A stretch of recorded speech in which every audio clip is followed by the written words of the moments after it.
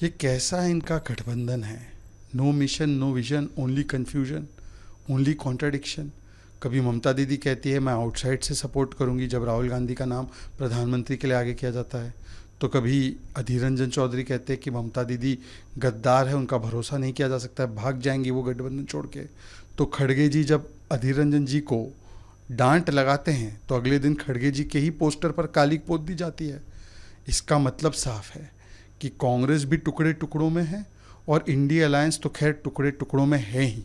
जम्मू कश्मीर में ओमर बनाम महबूबा जी, बंगाल में कांग्रेस बनाम तृणमूल कांग्रेस बनाम लेफ्ट चल रहा है, पंजाब में कांग्रेस और आम आदमी पार्टी एक दूसरे को भ्रष्ट और गालियां दे रही है, केरल में भी कांग्रेस और लेफ्ट झगड़ा कर रहे हैं।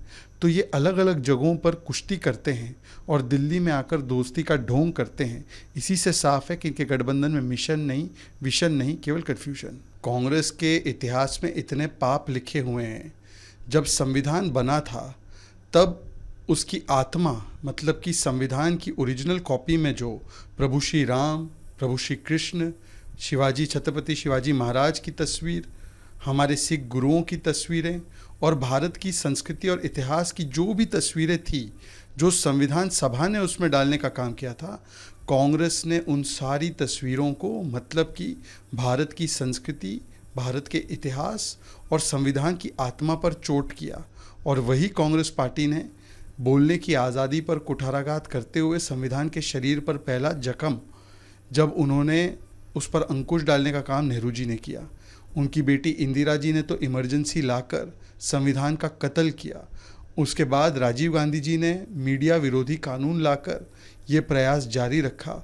और आज भी हम देखते हैं कि जो कांग्रेस के शहजादे हैं, कभी वो प्रधानमंत्री और कैबिनेट के द्वारा पारित एक ऑर्डिनेंस को फाड़ देते हैं और कभी वो मुस्लिम आरक्षण, उनकी पार्टी पैरवी करती है SC ST OBC के अधिकार के खिलाफ जाकर, या जो 370 को हटाया गया है उसको वापस लाने की बात करती है, मतलब कि संविधान जम्मू कश्मीर में लागू ना हो।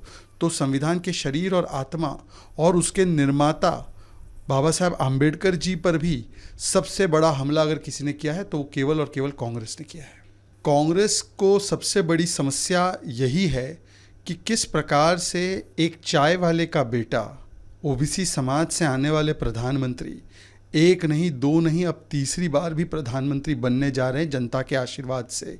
और उनकी तो मानसिकता ये है कि यदि नरेंद्र मोदी जी तीसरी बार प्रधानमंत्री बन जाते हैं तो उनके परिवार का, मतलब कि इंदिरा जी का, नेहरू जी का, जो उनको लगता है कि केवल उनका ही आधिपत्य है, वो आधिपत्य छिन जाएगा। और इसीलिए आज जिस प्रकार से नरेंद्र मोदी को रोकने के लिए कांग्रेस पार्टी देश को बंटवाने में, देश के खिलाफ अपनी बात रखने में और देश की संस्थाओं पर भी जो कुटाराघात कर रही है, केवल मोदी विरोध में कर रही है।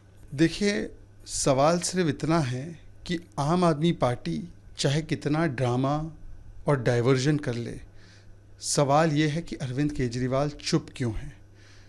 क्या इसका मतलब ये है कि अरविंद केजरीवाल ने ही स्वाति मालीवाल को पिटवाया था?